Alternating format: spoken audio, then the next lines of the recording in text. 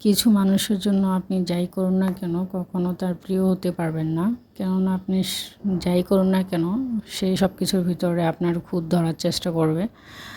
ঠিক তেমনি কিছু মানুষের জন্য আপনি রান্না করবেন, দেখবেন যে আপনার খাবারের ভিতরে লবণ কম হয়েছে, তেল কম হয়েছে, হলুদ কম হয়েছে, মরিচ কম হয়েছে, মানে এক কথায় মানে আপনার কোনো না কোনো তারা দোষ খুঁজে বের করবেই।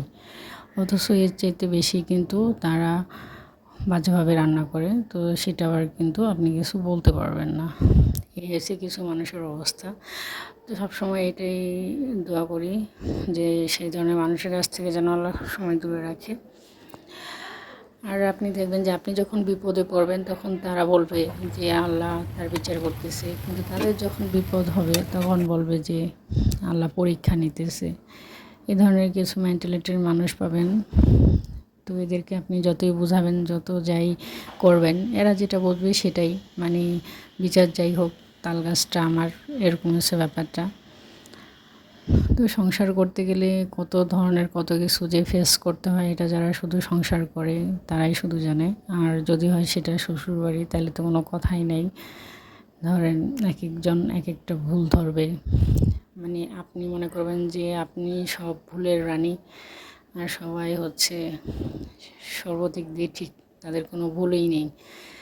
তো বিয়ের আগে যদি মনে করেন যে আপনার কোনো ভুল নাই, কোনো ভুল আপনি খুঁজে পাচ্ছেন না, তাহলে মনে করবেন যে বিয়ে করে নেবেন। বিয়ে করার পর দেখবেন যে ভুল আর ভুলে আপনার ভরা, মানে এক কথায় যে আপনার ভুল ছাড়া আপনার কোনো এক পাও আপনি এগোতে পারবেন না। এই হচ্ছে আপনার বিয়ের পরের জীবন। তাই যখন বিয়ে করবেন তখন খুব ভেবেচিন্তেই বিয়ে করবেন। তো যাই হোক, আলহামদুলিল্লাহ অনেক কিছুই শিখে গেছি সংসার জীবনে এসে। অনেক কিছুই জানতাম না, অনেক কিছুই পারতাম না, তো অনেক কিছুই শিখে গিয়েছি। তো একটু একটু করে সব কিছুর সাথে মানিয়ে নিয়েছি। না মানলে হচ্ছে আপনার জীবনটা পুরাই এলোমেলো। যদি মানিয়ে নেন তাহলেই হচ্ছে শান্তি। আর যদি সবার সাথে মানিয়ে নিতে না পারেন তাহলে জীবনে ধরেন অশান্তির কোনো শেষই হবে না। তো এর মধ্যে কোনো কিছু মুখের পার বলা শিখে যেতে হয়, কেননা মুখের পার যদি আপনি সবসময় যদি তাদের কথা মেনে নেন, তাহলে আপনার উপরে তারা সব কিছু এমনভাবে চাপিয়ে দিবে যে আপনি দেখবেন যে দেয়ালে আপনার পিঠ ঠেকে গেছে।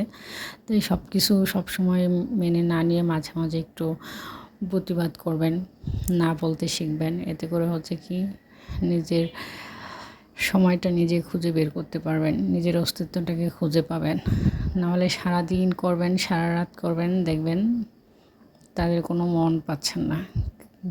কেননা সব কিছু করে কখনো কারো মন পাওয়া যায় না।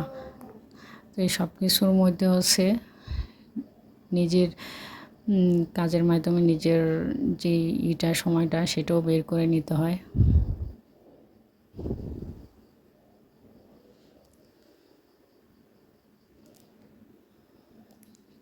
তো এর মধ্যে আপনাদের সাথে কথা বলতে বলতে তো আলহামদুলিল্লাহ আমার রান্নাগুলো আজকে শেষ। আজকে দুপুরের রান্নাটা পুরোটাই আপনাদের সাথে শেয়ার করলাম। সবাই আলহামদুলিল্লাহ ভালো থাকবেন।